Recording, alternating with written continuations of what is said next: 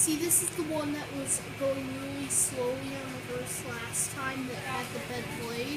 And see, it's going faster now. See the bent blade there? And then here's the one that wobbled really bad, but it's going extremely slowly, so it's not going fast enough to wobble. There's the bent blades that was making it wobble. Okay, this is the one that was all droopy and crooked. Can't really notice it's going really fast.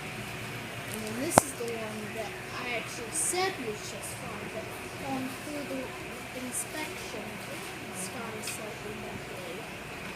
I'll get a close line of it since I never got one last time. So, where are they? All are. There's the blade on that one. So, yep, that's pretty much does it. Talk to you later, guys. Bye.